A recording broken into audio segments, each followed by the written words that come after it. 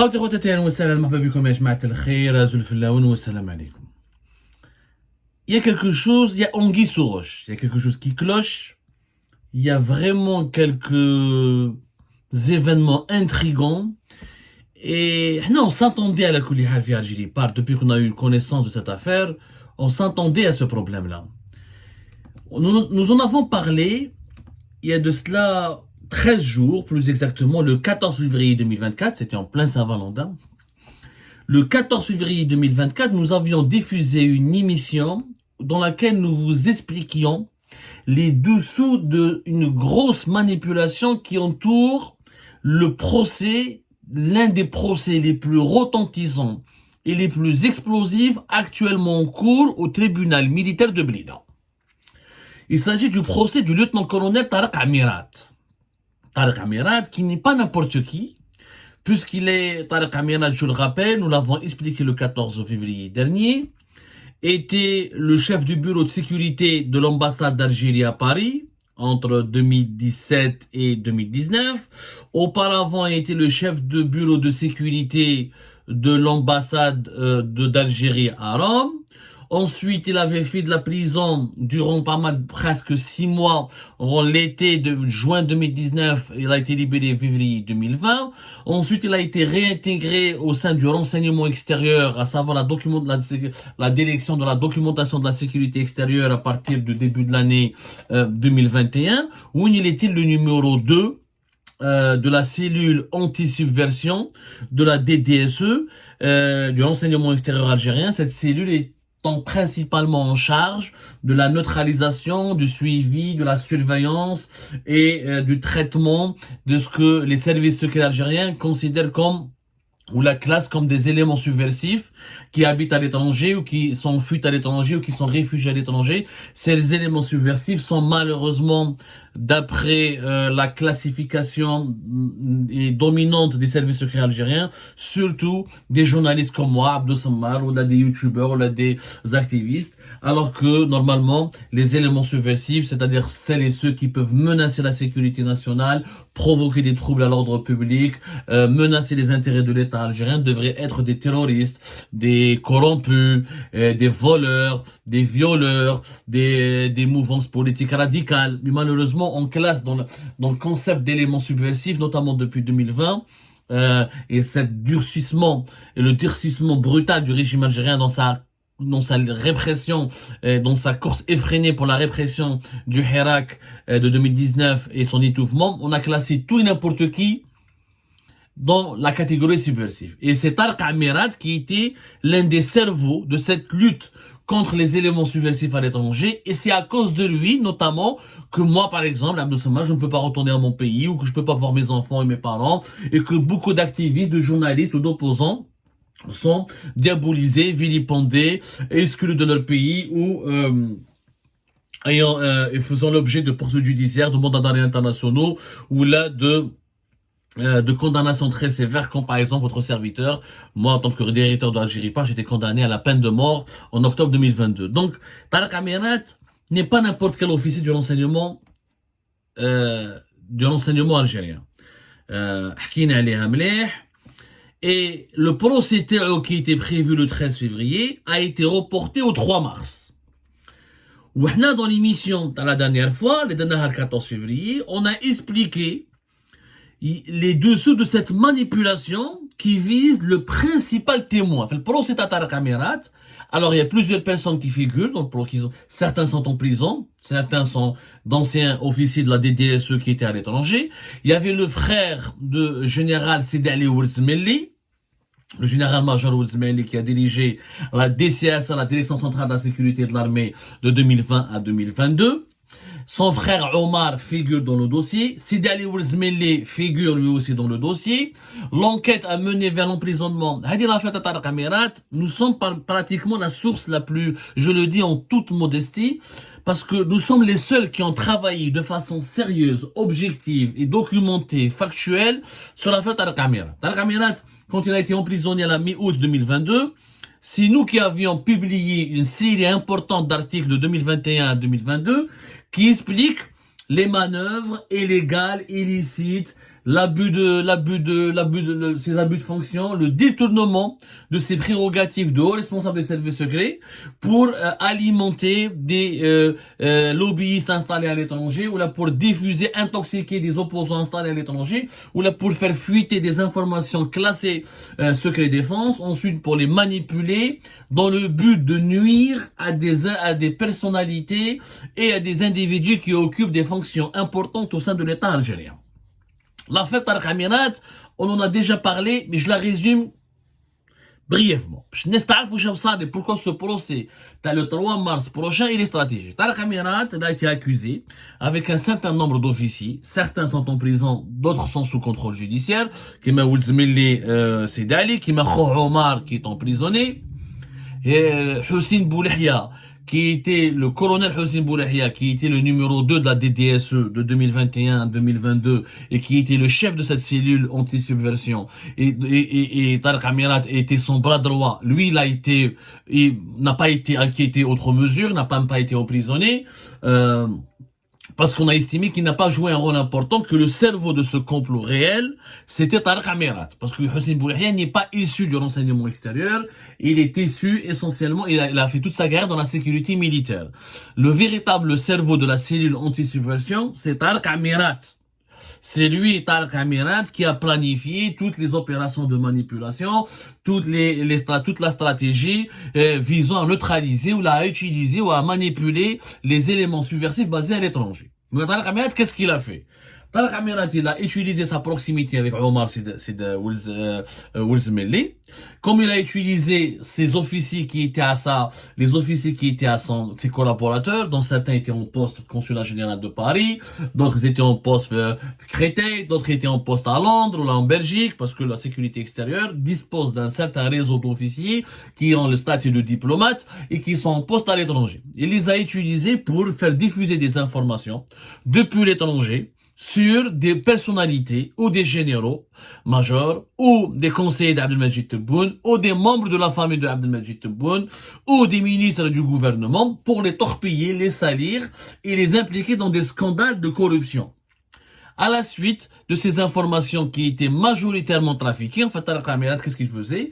Il prenait un élément qui était, ou les deux informations qui étaient vraies, il les noyait dans un récit de mensonges et de faits totalement inventés pour noircir la personnalité qu'il ciblait. Il faisait parvenir ces informations à des canaux établis à l'étranger ou là, qui actifs sur les réseaux sociaux. Même les personnalités sont insultées, injuriées, mises en cause, ou ensuite, avant de les diffuser par le canal, par des canaux sur les réseaux sociaux, ou là, par des éléments subversifs qu'il manipulait lui-même. Parce que la DDSE fait Tarek Amirat. Il créait des profils, il se faisait passer pour des sources, pour nous communiquer à nous, les opposants, les journalistes basés à l'étranger, des informations. Ces informations, pour celles et ceux qui ne prenaient pas la précaution de les vérifier, étaient fausses à 80%, il n'y avait que 20% de vérité. Ils nous incitaient, ces sources nous incitaient à les publier, à les diffuser, pour nuire à des personnalités politiques et militaires qui étaient ciblées par le clan Tarek Amirat.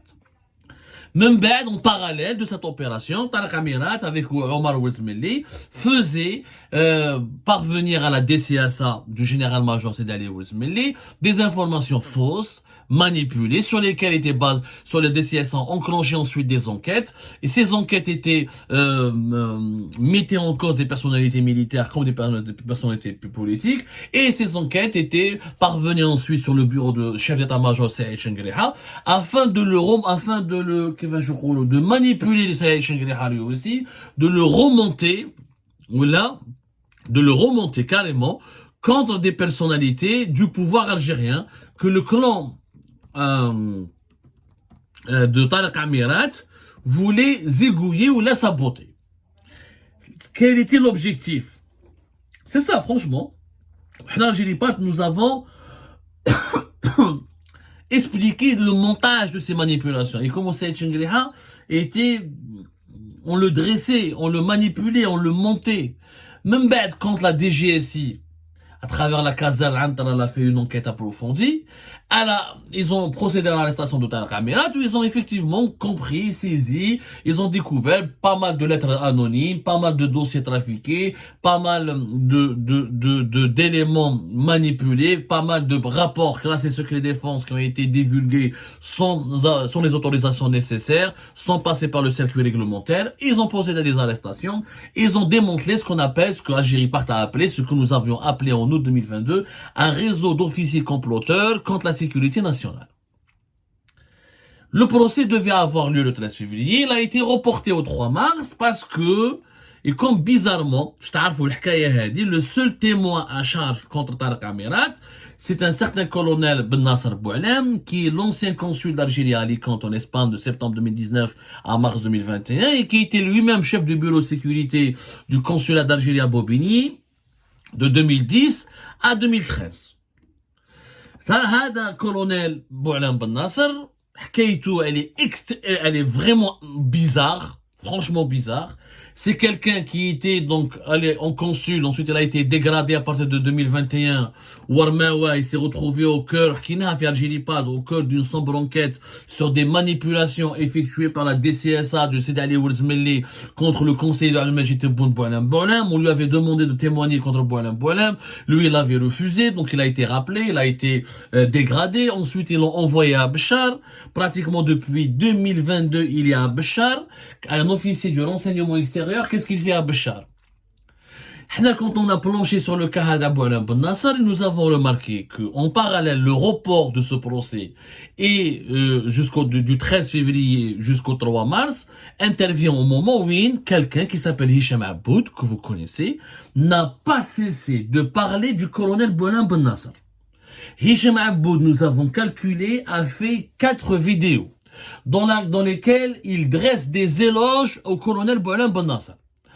Il le considère comme un fils de bonne famille. Il a fait croire à l'opinion publique nationale et internationale que le colonel Ben Nasser a fait des témoignages contre Saïd Chengriha, qu'il a des informations accablantes contre Saïd Chengriha, qu'il est prêt à témoigner contre Saïd Chengriha, qu'il a des dossiers qui compromettent directement Saïd Chengriha, alors que Saïd Chengriha n'est pas cité dans cette affaire ni comme coupable, ni comme témoin.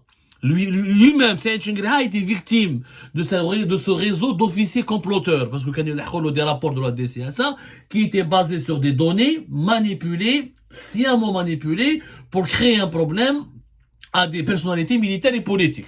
Parce que le clan Tariq Amirat voulait s'emparer du pouvoir. Tariq Amirat se voyait comme il avait des ambitions. Il voulait devenir carrément patron de la DDSE, de l'enseignement extérieur. Il voulait pactiser avec certains alliés qui voulaient prendre le pouvoir de l'enseignement intérieur à la tête des services secrets. Il voulait donc créer un lobby digne de l'ex-DRS. Il voulait créer un État au sein de l'État pour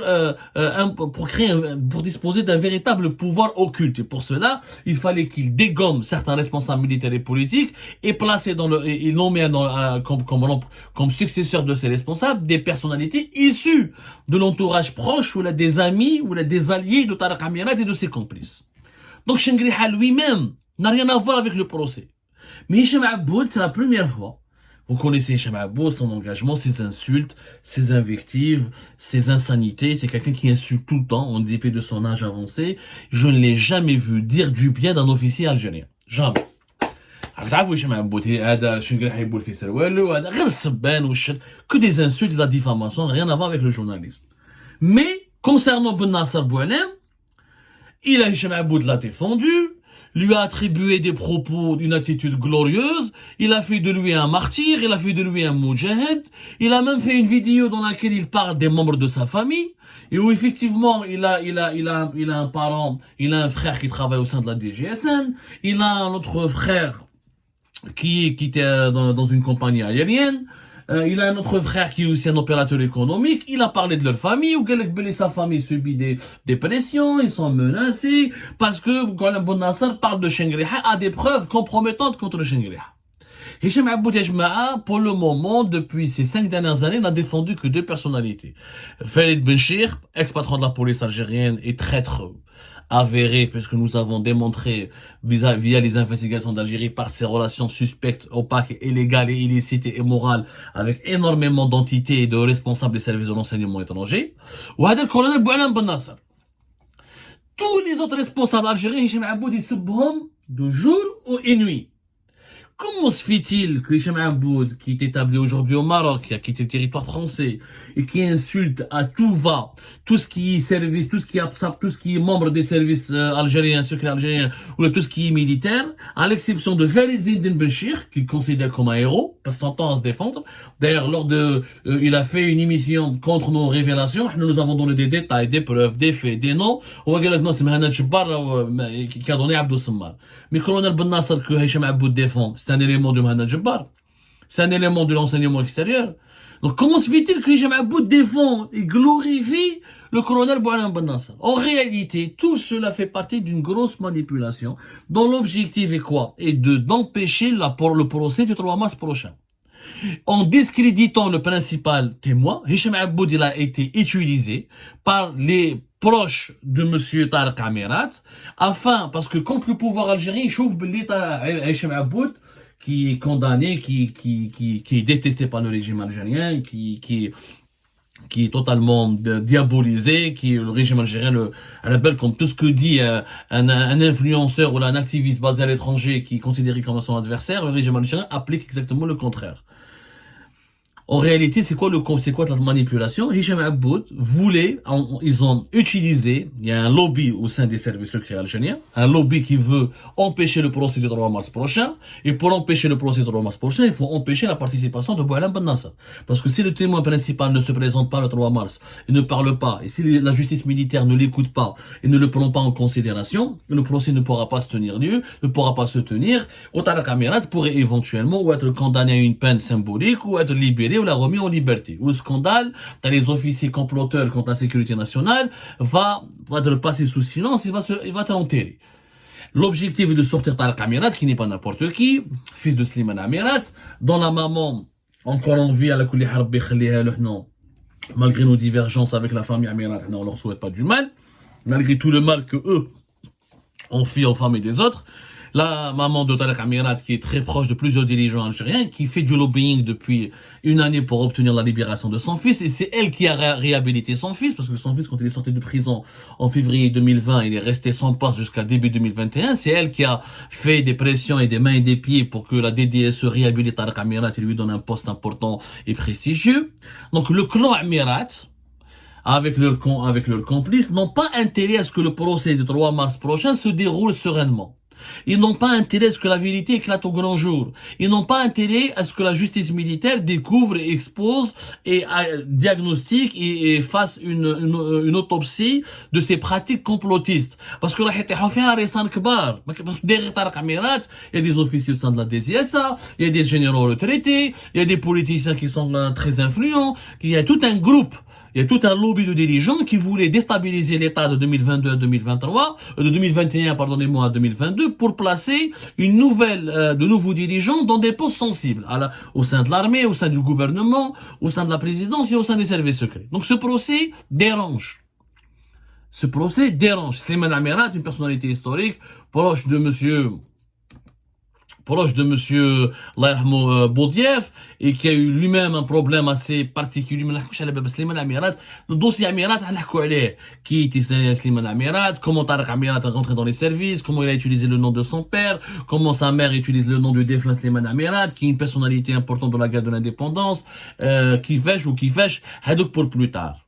Mais Boualem Ben Nasser, le témoin, il est Hicham Aboud dit du bien de lui, c'est juste pour provoquer sa détestation de la part de l'institution militaire. En fait, ils sont en train de faire croire à Chengriha, Boualem Ben Nasser, a des preuves contre lui, a des dossiers accablants contre lui, et qu'il va témoigner contre lui pour pousser Saïd Chengriha à demander son arrestation, à lui créer des problèmes, à le neutraliser, pour que Chengriha, en s'attaquant à Boualem Ben Nasser, le procès du 3 mars ne pourra pas se tenir. C'est ça le complot. Et si Boualem Ben Nasser a des ennuis, il peut pas se déplacer à Blida, ou là s'il fait l'objet d'un placement en détention, ou là s'il fait l'objet d'intimidation, eh ben le procès ne pourra pas se tenir. Donc c'est Hicham Griha lui-même est victime d'un complot, d'une manipulation téléguidée depuis le Maroc par Hicham Aboud. Et ce qu'on sait, c'est qu'Hicham Aboud, il est l'ami du beau-père de Tariq Amirat. Le beau-père de Tariq Amirat, c'est Nasser Mhel. Tariq Amirat, il est marié, sa femme, son épouse, c'est la fille de Nasser Mhel, qui était l'ancien patron de l'APS, qui est un journaliste, et qui était l'un des amis de Hicham Aboud. Il est possible et probable que c'est Nasser Mhel qui communique des informations à Hicham Aboud. En tout cas, Hicham Aboud, moi j'ai travaillé via MLTV, je peux apporter mon témoignage, il avait d'excellentes relations avec Tariq Amirat. Je peux même vous donner les intermédiaires qui jouaient le rôle, des personnalités qui jouaient le rôle d'intermédiaire, ben Hicham Aboud et Tariq Amirat. Ils étaient des amis en 2019. Ils étaient dans le même camp. Tariq Amirat voulait absolument faire passer le 5e mandat. Hicham Aboud était à l'époque ami de Saïd Bouteflika. Et c'est Tariq Amirat qui a aidé Hicham Aboud à monter la chaîne MLTV à Paris. Ça, je suis prêt à apporter tous les éléments les plus précis là-dessus. Donc aujourd'hui, il n'est pas étonnant que Hicham Aboud participe à une grossière manipulation pour faire s'accapoter le procès du 3 mars prochain en essayant de monter ou en essayant d'inciter Saïd Chengriha à abattre le principal témoin qui est Boualem Ben Nasser, en faisant croire à Saïd Chengriha qu'il est lui-même compromis et menacé. Alors que Boualem Ben Nasser m'a dit à Chengriha, il va témoigner contre le Tariq Amirat et un certain nombre d'officiers qui ont des CSA ou la DDSE. Je dis Saïd Chengriha dans l'Ouest. La justice militaire doit rester vigilante. Si le procès du 3 mars ne se tient pas conformément aux règles du droit et de la transparence et de la rigueur, cela signifie que des juges sont eux-mêmes complices avec le clan Amirat.